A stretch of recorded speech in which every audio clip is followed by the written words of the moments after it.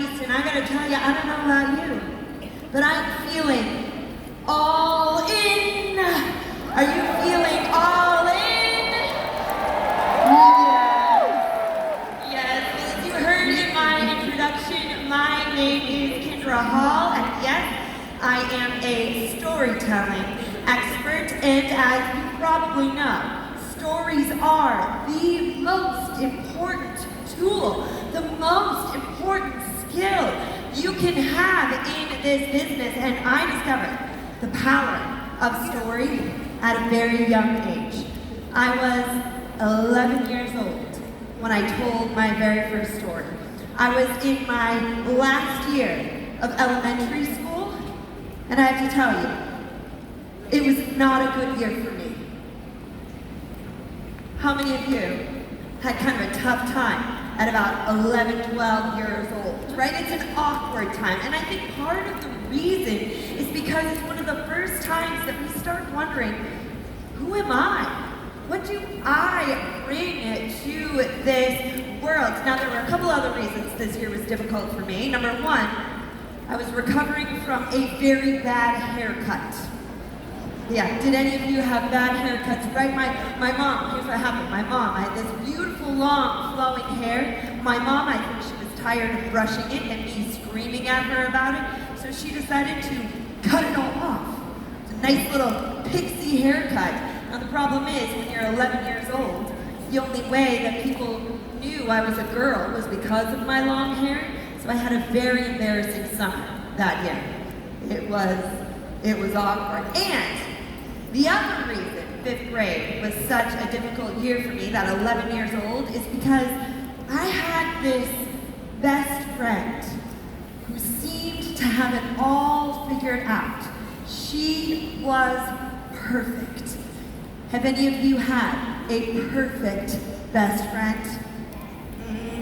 Exactly, right? Here's the thing. First of all, she was absolutely beautiful. She had this long blonde hair, the operative word being long there, and these big brown eyes that could turn green when she needed them to. You would be looking at her, and all of a sudden, yes, her eyes would turn green. It was magical, and all of the teachers loved her because she was smart and she was engaged, and the girls loved her because she was kind and loyal, and the boys, let me tell you, if a boy could go into a tattoo parlor and have a name tattooed across their arm, they all would have had her name, because even her name was perfect. Ready? Molly. It is the quintessential 11-year-old girl name. All right, let me just, as far as Americans go, like, Molly was it. All right, and I remember walking down our long elementary school hallways side by side with my best friend Molly, and the principal, the most powerful man in the school, would approach us, and every single time he would see us walking, he would stop, and he would look at Molly, and he would do this thing with his hands on his hips. He would go, "Hey, Molly, Molly!"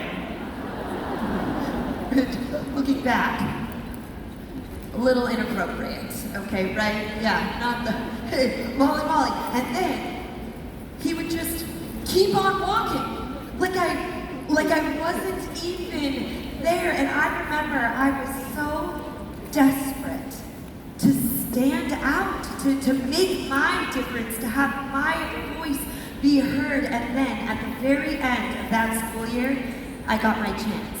We had a lesson in my English class about storytelling. We were each to choose a children's book to take it into one of the younger level classrooms and read the book to the 7 and 8-year-olds. I chose the book, The Giant's Big Toe.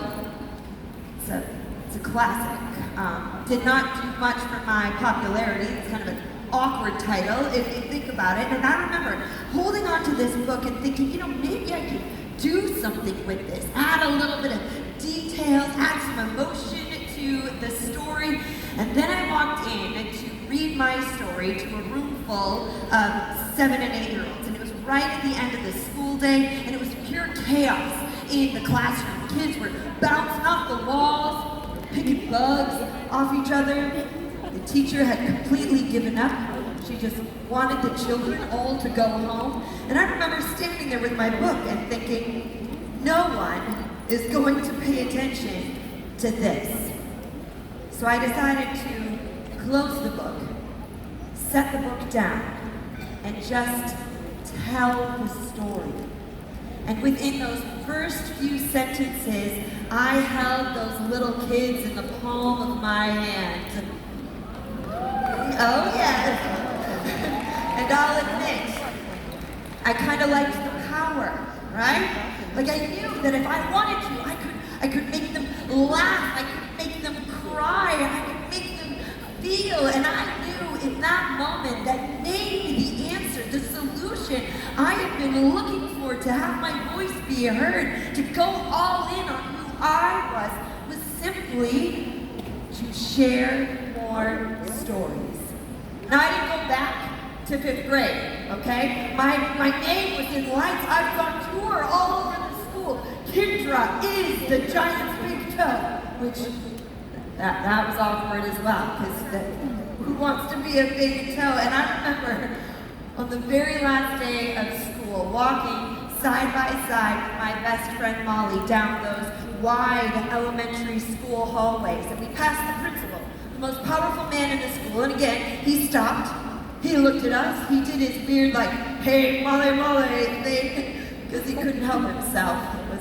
It was a sickness. But then he turned to me, and he said, Kindra, I heard you've been telling some great stories.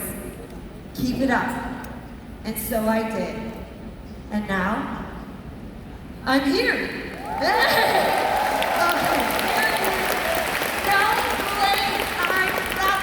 Because I know anything that you want to make possible, any way that you want your voice to be heard, it can be done through the stories you tell. And the good news is, these are stories you already have. You just need to know why and how to tell them. That is what we're talking about here today. Are you excited or what? Yep. Good. The good news is, you don't even have to be excited, okay? I have enough excitement for the possibility of your stories to go around, all right? So here's how the rest of our time together is going to break down. First, in order for you to harness the power of your stories, to go all in on your stories, it's really important that you understand a little bit about why storytelling works so well, why it is worth the investment of your time and energy. From there, we're going to move into what I like to call a story clarification. Because how many of you, let me just take an informal poll here in this room, how many of you, before sitting in this room here today, have heard about the importance of telling stories? Yes, raise your hands, let me hear yes. Look at this, it's like, it's all over the room, here we go, right? Of course you know how important your stories are, and yet, storytelling has become a bit of a buzzword, which means we often think we're telling a story, but we aren't. So I have a before and after case study I want to show you so you can set your story straight. And then finally, I want to leave you today with some very specific storytelling strategies. The stories that you need to find how to put them together so you can start maximizing your stories as soon as you leave this room here today. All right, so let's get to work. First, why does storytelling work so well? Why is this a skill worth your investment? Well, it starts here. Number one, storytelling has the innate and extremely important ability to illustrate the value of something, the true value, in a way that no other information, logic, data, science can do. Humans make decisions about the value of something, whether it's a product or an opportunity or a company. We make that decision first based on our feelings, and then we justify justify that decision with logic. How do you make someone feel something? You tell them a story. In fact, anthropologists wanted to put this to the test. They did an anthropological, sorry about that, I can't even say that word, so no words, it doesn't translate well. But they did an experiment. They wanted to see, what do people buy? Do they buy the thing, the product, the item, the object, or do they buy the story of what that thing will mean in someone's life? So here's what they did. They gathered 200 objects and they spent a total of $250 US. So just little knickknacks. They weren't technically worth anything, very low value. But then they took each one of those objects and put them up on the website eBay. Now eBay is a social marketplace where you can sell items. You put those items up there and then people decide how much they want to pay for it. They can bid more and more and more so the price goes up. They wanted to see, what do people buy? Do they buy the thing or do they buy the story of the thing, and how much will someone pay for it? So for each one of the objects, they put it on eBay with a story. Here were the results. Well, let me give you one example. First, if you look at the screen there, you can see that that is a used pink horse toy. Okay, can you all see it clearly from the 80s? This was a very fashionable outfit in the 80s in the US. Very big hair, silver hooves. Now, can you all agree, just for a moment here, that things from the 80s are not vintage? Can we agree on that? Yes? This is not a vintage horse. This is just an old toy, and they only spent $1. It's worth very little. They put this horse up on eBay with a story. Now, the story was of a woman who had recently dropped her daughter off at university. Her daughter had moved on to a new phase in her life. The mother was heartbroken, came back to her home after her daughter had gone away and started going through some of her daughter's things. And she came across this pink horse and remembered how her daughter used to trot it across the windowsill. It would be the first thing the mother saw every day coming home from work, because her daughter would be there with the horse, waiting for her mother to come home. And the mother hoped that whoever purchased this horse would use it as a reminder that though the days can feel long, the years are oh so short. Good story, right? Sentimental story, okay? Someone purchased this horse for $104.50. That's American dollars. The difference there is outrageous, right? Think about that. That horse is not worth that much, but what did the person buy? Did they buy the toy or did they buy the story? You buy the story. Anytime you're trying to communicate the value of one of the NUSKIN products or the value of this incredible opportunity or community, if you try to explain it with logic and details and science, you're only getting part of the message. You want someone to feel what is available to them, and in order to do that, you have to share a story. The last reason, actually, let me show this to you. It wouldn't be very fair of me. Remember, they spent $250 on those objects. They made $8,000. That is a 3,100% increase on their efforts. How many of you have some big goals in this room? I want to see a show of hands. Who has big goals in this room? Big goals, big goals, big goals. Imagine the difference if you were to shift your perspective and start telling more stories, how much better you'd be at communicating the value of what you have here at NUSKIN. All right, the last reason stories are worth the investment of your time and energy is this. Stories are the thing that stick. Stories are what we remember. And there's a reason for this. A story has a leveraging point that no other form of information exchange has or communication exchange has, and it is this. The storytelling process is by default a co-creative one. Okay, as I am telling you my story, you are creating your own version of that story in your mind.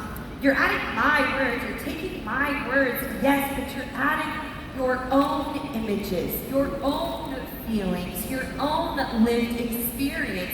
And because you are an active participant in the creation of that story, it will stay with you longer. Let me ask you, how many of you, when I was telling you the story of my elementary school best friend Molly, we're picturing the best friends, the best childhood friends you have? How many of you can see their faces?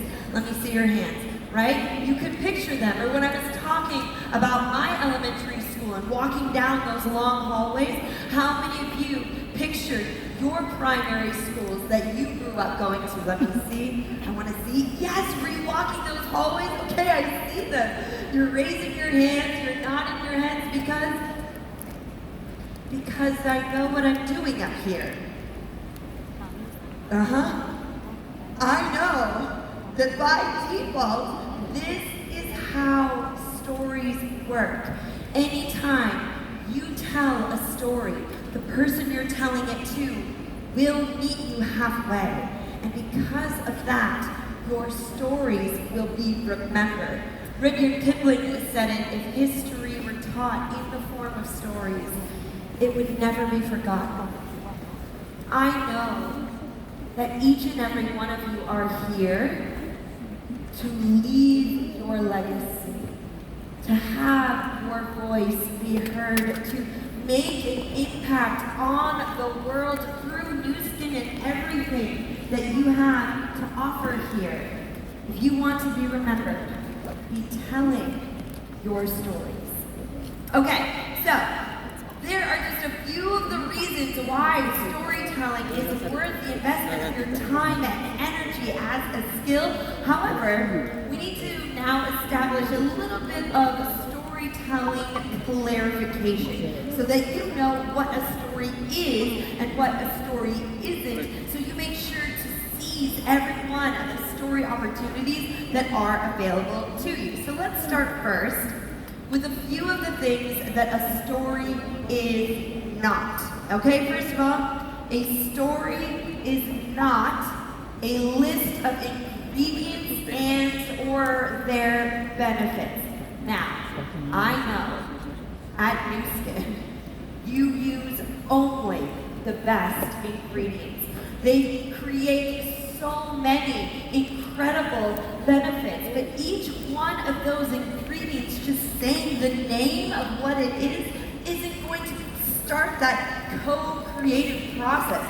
We don't feel when we hear the name of an ingredient, we start to feel when we hear the story of what that can mean in our life. A story is not simply explaining how the science works. Now again, the exquisite science of NUSKIN, it's unparalleled. There isn't anything like it anywhere in the world. However, if you start going into scientist mode, you're completely relying on the logic and the data instead of allowing them to start that co-creative process or to visualize and to picture what that science can mean in their lives. And finally, it's not high-level passions or statements, or let me ask you this. How many of you are passionate about your NUSKIN business? Yes? Let me hear it. How many of you are passionate? Yeah. I can feel the passion. I can see the passion. I love it here. How many of you, but let me just say, what is the least passionate way to express your passion about something? Is to simply say, I am so passionate. Right? Like you can't. I am very passionate. You can even say with a smile, I'm so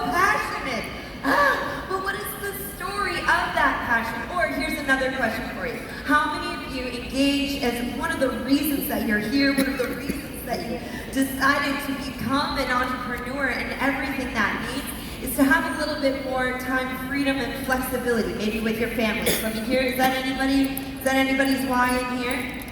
Yes, of course it is. Yes, I see you out there. Yes. All right, so let me share a story with you of a woman I was working with, and the whole reason she started a business just like yours was for that freedom to be able to spend her time with her children as she wanted.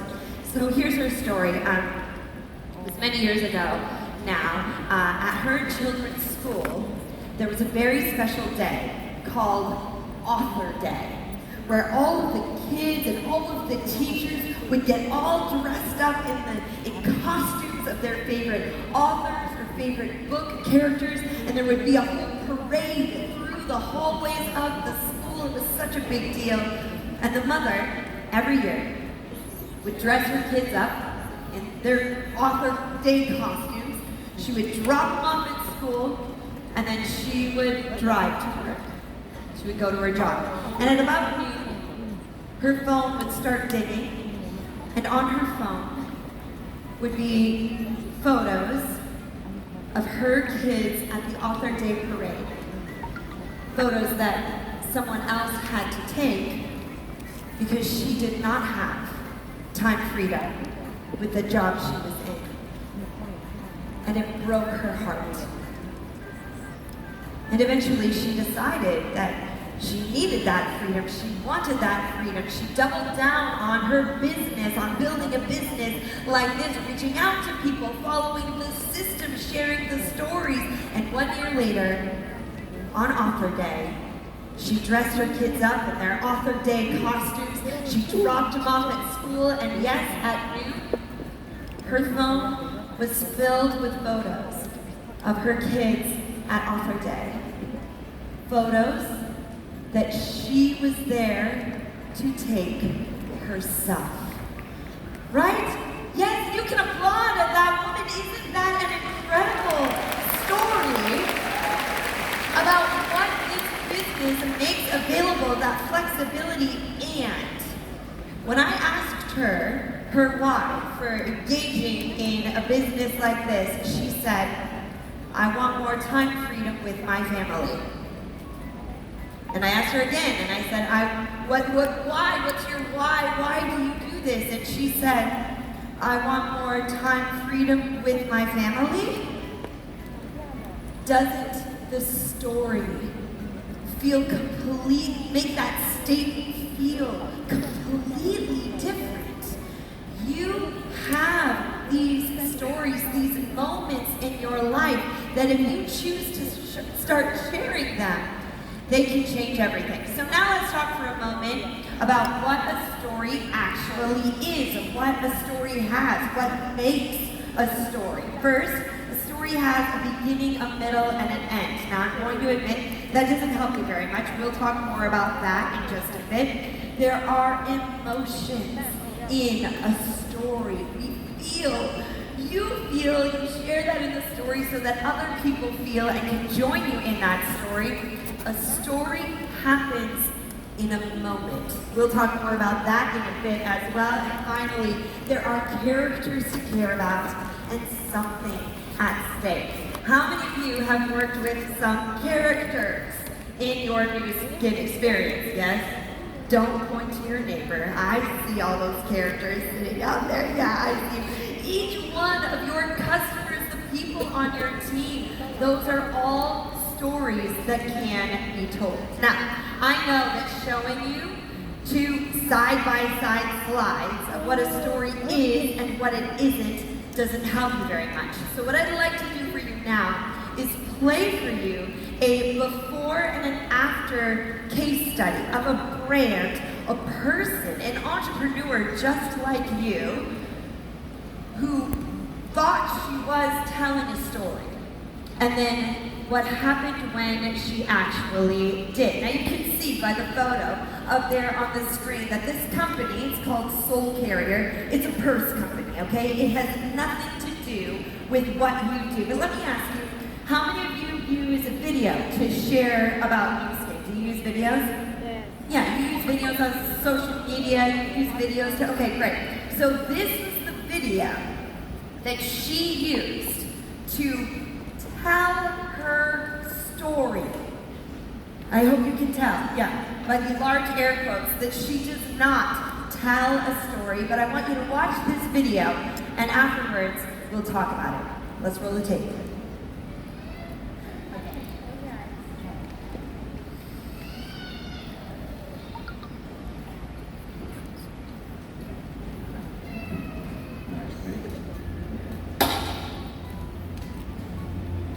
What does a data collection mean?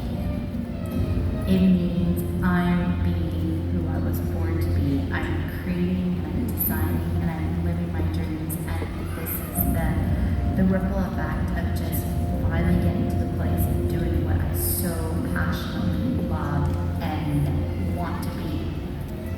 A lot of people view me as the girl who lost my parents in college, and I was a girl that was supposed to carry on Paisan and Joyce's legacy, but deep down, I want to be me. I want to be Jennifer Page. I want people to look at me and be like, she listened to her own intuition, she listened to her heart, and she followed her dreams.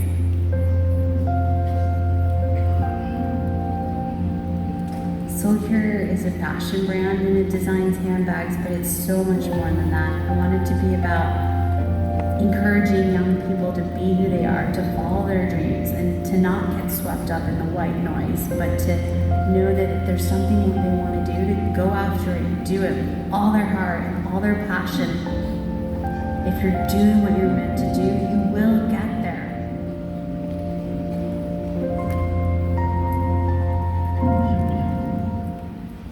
All right, yeah. It was a lovely video, wasn't it? Right? And doesn't even some of the things that she was talking about, doesn't it sound familiar? Pursue your passion. Follow your dreams. These are all things that you talk about. You do those things through NUSKIN. She does those things through Purses. And what we got here was a pretty good video. But remember, she did not tell a story. In fact, this is the biggest mistake that happens when it comes to storytelling in business in general, not just here at NUSKIN. Are you ready for it? We allude to the story, but we don't actually tell it.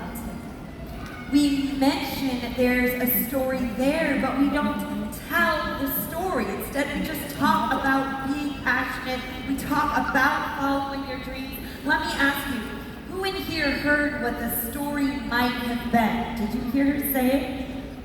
Right? Raise your hands if you heard her say it. That she lost her parents in college. How many of you heard her say that? Yeah, I see it, right? And even when she said that, didn't your brain go like this? I'm about to hear a story. Because you're a human and humans want to hear stories. This is what we're programmed to. This is what we're programmed for. And yet she kept going. You kept going. No one was the wiser for it. And what we got was a pretty good video about following your dreams. The question is, how differently would you feel about the product, about the company, about the person? Because keep in mind, when people say yes or no, but when they say yes to NUSKIN, they're also deciding whether or not to say yes to you. They connect to your story, but only if you decide to tell it. So, I wonder how differently you would feel about this purse company if she told the story. Good news. You don't have to wonder how differently you would feel. We have an after video. So I got together with Jen, and it turns out this moment with her parents really was a catalyst for her. When her life went in a completely different direction, I want you to watch this video and see if you can tell the difference telling the story makes. Let's roll the tape.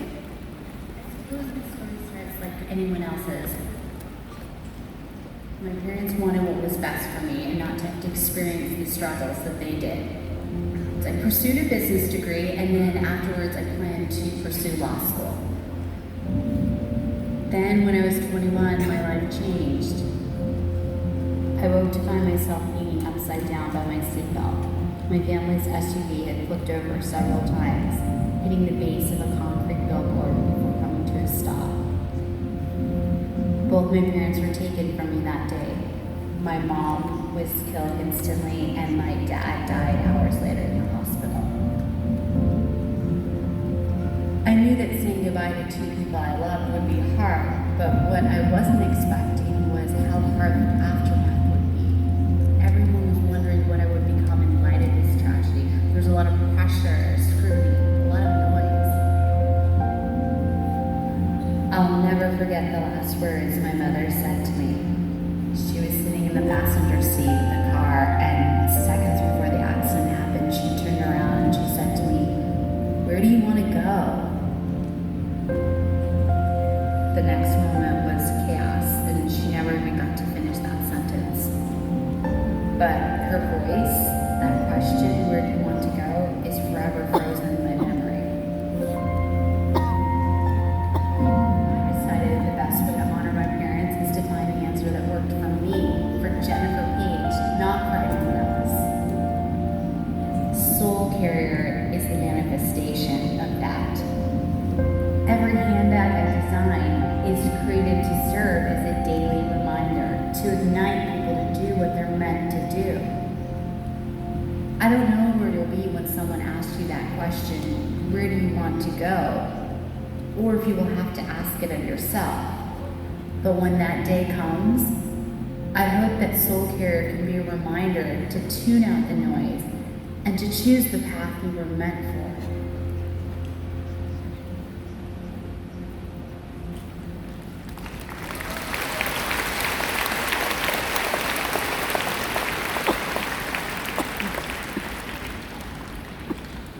So let me ask you, could you tell the difference? Yes! Like, isn't it shocking? Isn't it, isn't it incredible to think that she ever didn't tell that story? Aren't you shocked? Doesn't it mean it's something completely different to you now? Doesn't the name Soul Carrier mean it's something different to you now? Doesn't the purse, which is just product, but now with a story, it means more to you? Don't you feel more for Jen, the entrepreneur who is sharing this product? Yes, yes, yes, yes, all because she shared her story. The difference is profound. This is the kind of difference you can make. However, before we get into how to be crafting your stories, there are two people I need to speak to in this room here today. And you'll know who you are. The first person is the person who watched that video and thought to themselves, I have a story like that. I have a story that is that hard, a challenge that felt that big or impossible, and I'm not sure if I should tell that story. To you I say, your story of struggle could be the exact story that someone needs to hear to get through their own struggle. Don't be afraid to share that story because it could change someone else's life. The second person I need to talk to in this room here today is the person who watched that video or who has heard any of the stories that come up on the NUSKIN stage, these big, beautiful, powerful stories, and you've thought to yourself, I do not have a story that big. My life has been more or less pretty smooth, okay? There have been no big mountains, no big valleys. Who would ever want to hear my story? It's so small. It's so insignificant. Maybe I shouldn't tell it at all. And to you, I want to say, it is not the magnitude of a story that makes a difference. It is your decision to tell a story, even a story of a small struggle, a small realization, of a day that just went kind of bad, or a triumph that you were a little excited about. All of these stories, all of your stories, have value. And I hope you tell them. Okay, let's get to the good part, right? Here is where I want to leave you today with some very specific strategies so that you can start telling more stories, better stories, more compelling stories in your NUSKIN work to your teams, to future customers, current customers. Here's how it works. The storytelling process. Now, I go more in depth in all of this in my books, Stories That Stick. Also, I did put the Chinese cover up there. You know, you can order these all over the world, so go ahead and get your copies. So we'll dive deep. We'll talk about it here now, but you can dive deeper into this in the future. Here is the storytelling process. It really breaks down into 3 separate parts. First, you have to find your stories, then you have to craft them in a compelling way, and then you get to tell them. Let's start here with finding your stories. There are 3 essential stories that you need to find when it comes to your work here with NUSKIN. You need your product story, you need your success story, and you need your NUSKIN story. So let's talk about each one of these separately, all right? I want to give you some prompts that you can use to help find those moments. You're really looking for moments in your NUSKIN experience to unlock these stories that are within you. So here are a few of the unlock prompts you can use to find your product story.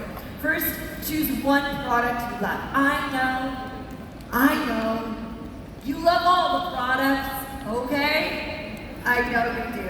I love them too. I've got them up in I have a little travel size of the cleansing gel up in the hotel room, and every time I squeeze it on my hand and I put it on my face, I'm like, I'm gonna look so beautiful after I'm done washing my face. And without even meaning to, I told you a story. Now you can think of me every day, like, I'm gonna look so beautiful after this. But you have to choose one, okay? I want you to choose one product that you love, and here are some of the prompts you can use to unlock the stories. Think about the first time you ever tried it. I remember there was a NUSKIN product that I tried many, many years ago. It was a gift for me. And I think at the time it was called Ice Dancer. It was the foot cream that was like really cold. Anyway, I put it on. I was pregnant, so my feet were really big. So were my ankles, so was everything. Honestly, it was just all very, very big. And I put that Ice Dancer cream on my foot, and it was so cold and so wonderful that I hid the product from my husband. I didn't want him to use it because I knew he would love it too and use it all up. That was the very first time I tried it. I could tell a whole story about how much I loved that one product from the first time I tried it. A story of the product in action. This is a story from a little bit later on where all of a sudden you looked in the mirror and thought, I look completely different, or you felt completely different. So think of one moment where you realized that the product has made you feel different than you did before. Maybe you were standing in your kitchen, maybe you were with your friends, but there was a moment where you thought, this is the product in action. Finally, you can tell the story of someone else who loved that product. How many of you have heard some pretty inspiring product stories, either at this event or previous NUSKIN events? Let me hear it. Yes, I know, there are so many inspiring stories. You are able to tell someone else's story to start that co-creative process. Okay, so there are a few options for your product story. Next, your success story. Here's a place that you can look for it. What's one of the things in your life that have been made possible by engaging in this business? And it can be a small thing. I had a woman who was so excited because her husband, whenever she would buy gifts for her husband, she loved buying him gifts, but she always knew that she was buying them with his money. And then she started in a business like this, and she was able to buy him just a small little thing, but it was money that she had earned from her work in this business, and it felt so good to her. That is a success story that she can tell. Tell the success story of someone else who has inspired you. How many of you have been inspired by someone sitting in this room here today? Yes. You've heard their story. You've said, that means something to me. This is what this is all about. You can tell their story. Finally, your NUSKIN story. This is an incredible company. I've been all over the world. I've worked with many companies, and there is no place like NUSKIN. You need to be telling your story of this incredible company. Maybe it was the story of the first time you came to a NUSKIN event. Who is here at this event, your very first event that you've ever been to with NUSKIN? Raise your hands. Let me hear it. Yes, let's give them a round of applause, our first timers. Yes. I see you up there. Look at them all. Look at them all. They're everywhere. If this is your first time, your NUSKIN story could be happening right here, right now, in this room. Remember this moment and tell this story. How many of you have ever had a moment where you felt so proud of this company? Maybe it's the philanthropic work that they've done. Maybe it's a way that they treat all of you. You can tell that story. And then finally, what is your moment where you knew you were all in on NUSKIN?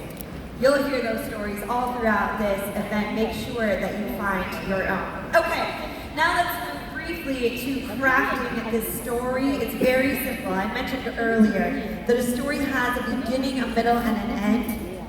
I don't want you to think about it that way anymore. From now on, all your stories follow this framework.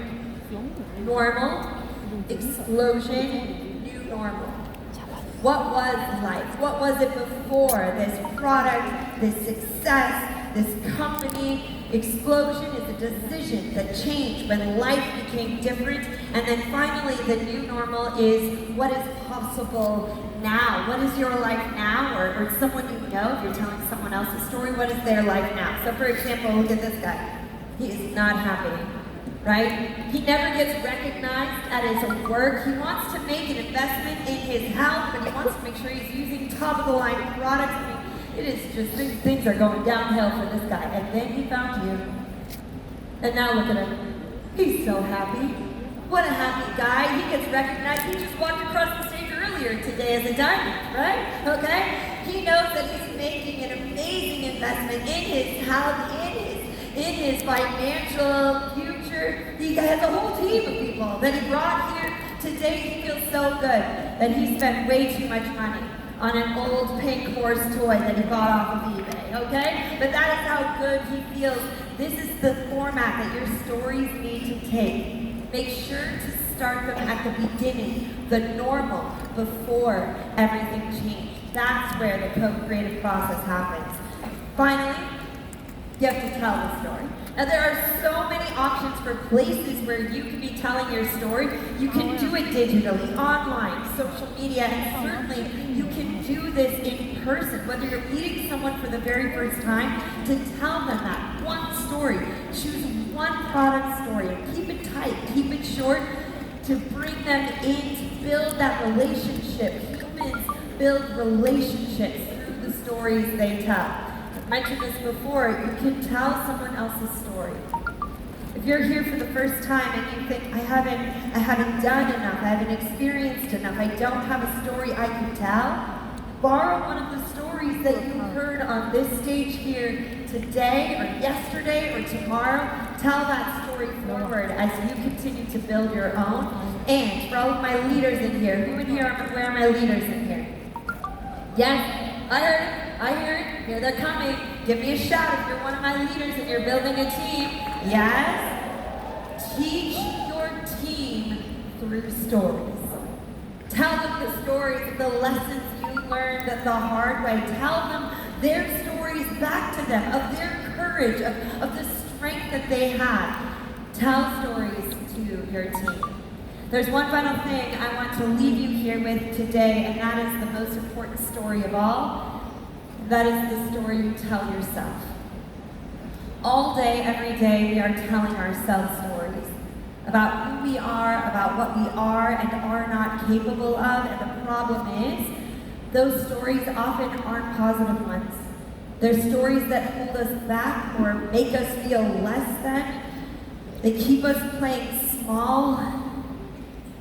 The good news is, you can choose to tell yourself better stories. Stories that inspire you, stories that move you forward. I was facing one of these challenges for a long time. I didn't mention this, so I love doing this, and I have 2 kids. My son is 13. He's the sweetest boy you'll ever meet, and then I have my daughter.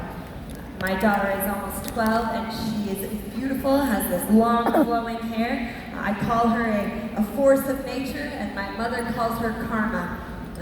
It is proving it to be true. And for a long time, I told myself that my love for the work that I do meant that I must in some way be failing my children. I spent too much time thinking about this passion. Can I pursue both at once?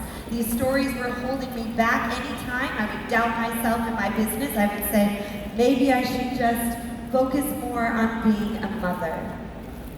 Do any of you mothers do I have any mothers in this room? Yes? Have you ever felt that mom guilt? Yes? And then one day I decided to look for a good story, a better story, and I found one. It was when my daughter was about 3 years old. We were in her bedroom. It was all very pink, and we were building something with blocks on her bedroom floor. And she looked at me and said, "Mama, we are building a castle," which was helpful because I had no idea what we were building. And it was clear I was supposed to know what we were building, right? Okay? And then she looked at me again and said, "And we live in this castle, Mama, because we are 2 princesses." Right? And to be seen as a princess by your daughter, that's a pretty special thing. Right? And then she looked at me one more time and her eyes narrowed and she said, "And it's a big castle, Mama, because we are 2 princesses who go to work." Right? Where are my working princesses in this room here today? Yes, we are 2 princesses who pursue our passion, and I knew in that moment that maybe all the stories I was telling myself that I was failing my children by pursuing another passion were wrong. That maybe by pursuing this passion, I was teaching my children to dream bigger. That is a story I'm very okay with. So choose the stories you tell yourself very carefully, and only choose the good ones. My friends, we've been through a lot here together today. You now know why storytelling works, a story clarification, and some specific strategies for you to tell your stories. It is my hope that this is just the beginning of your story journey, that no matter what wide hallways you walk down, no matter who is at your side, no matter the castles that you're building, that you continue to dream big. Have your voice be heard and go all in because you choose to tell your story. Thank you so much for the honor of this episode.